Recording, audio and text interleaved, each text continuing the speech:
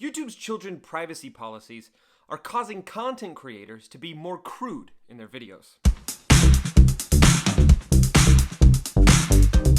I'm an avid YouTube viewer. Most of the entertainment I consume is from YouTube, whether I'm watching D&D videos, watching video game videos, or tutorials or informational videos to help me learn how to do my job better. I've noticed a trend since YouTube released their new content guidelines to protect children. They're asking the content creators to be more responsible for labeling their videos as whether or not they're for children. Since YouTube cannot collect viewer data from videos that are intended for kids, the company has asked creators to label whether their videos are for kids or not. They're also using an algorithm to view popular videos and identify the content as whether or not it's meant for children.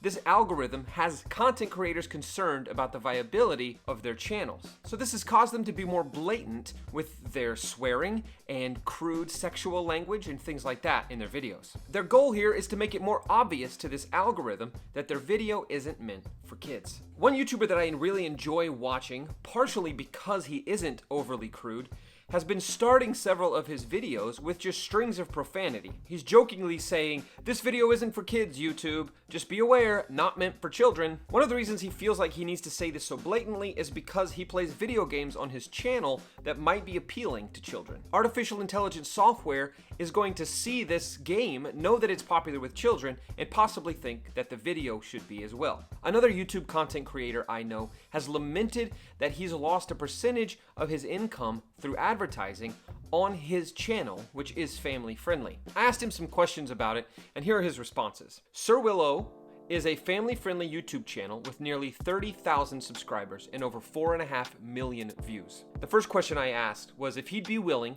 to tell me a percentage of income lost since YouTube made these policy changes, and here's his response.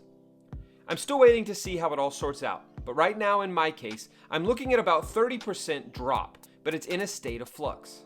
What we'll be telling will be the end of January when the full force of the new policy kicks in. I asked him, how have the changes to the ad policy changed your process for making videos?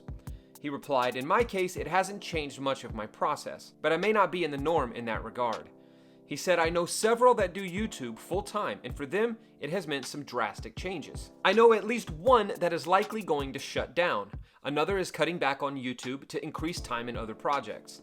For me, he says, it's been a hobby that has brought in a part-time job income, and while the income has dropped, it's still going to fit the same role.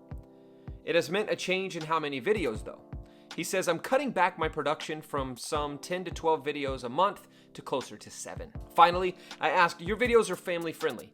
Do you think that YouTube is becoming a less friendly place for families in general, or is it mostly up to the creators? He replied, I absolutely think YouTube is becoming less family friendly. These changes are going to directly impact that and make it worse. He said these changes are going to pretty much destroy financial benefits for anyone producing kid-focused videos. And there are a lot of family-friendly channels that are going to get caught in this backwash and cut back or stop producing altogether.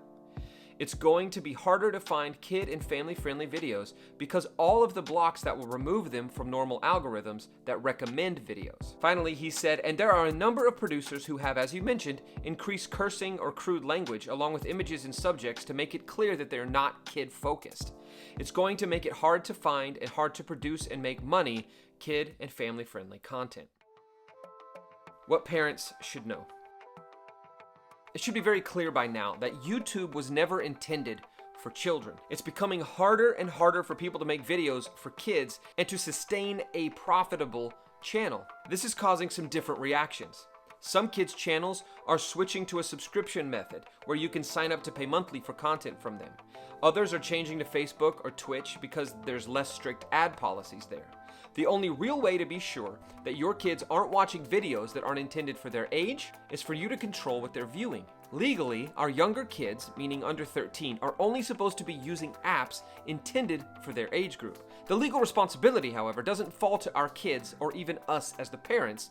It falls to these companies that are collecting information from their software. Hundreds of millions of dollars worth of fines have been handed out by the Federal Trade Commission for companies illegally collecting data from children on their websites. They're being investigated and forced to make changes. The changes seem like they should be good for the safety of our kids, but so far they are only truly helping protect the company from the repercussions of not following child protection laws. When the safety measures protect only from advertising info being collected, they may be intended to protect children, but in practice, they seem to be increasing the volatility of content on the service while only protecting the service itself. Parents are the only true guardians of our kids' hearts and minds. The only way to protect them from crude language and adult content is to take responsibility for their screen time ourselves. Here are a few tips. First of all, only allow screens in a public area. Limit headphone use so that you can hear what they're watching. Build playlists on YouTube so that you can ensure that they're watching videos meant for children. Use apps like PBS Kids or Disney Plus to make sure that the content in the app is all safe for kids. Use YouTube Kids instead of the YouTube website. It isn't foolproof, but it sure is better than the main YouTube site. Finally, just limit the amount of time spent watching videos. Rules that ask your kids not to consume so much ensure that they're not spending so much time clicking through video after video till they unfortunately come across something that's not intended for them. Parents should take the steps necessary to protect your children on the internet. Companies should be held accountable for the content on their platform and for their advertising practices. But the responsibility for protecting children falls solely on us as parents. When the measures taken by companies to protect kids backfire by causing creators to lose money unless they swear, use violent and sexist language, or show adult images on their videos, the measures don't protect our kids. They make the app more dangerous. Parents, you are the gatekeeper. Protect your children. I'm Michael Prince with BecauseFamily.org and FamilyTechBlog.com. Thank you for watching and for listening.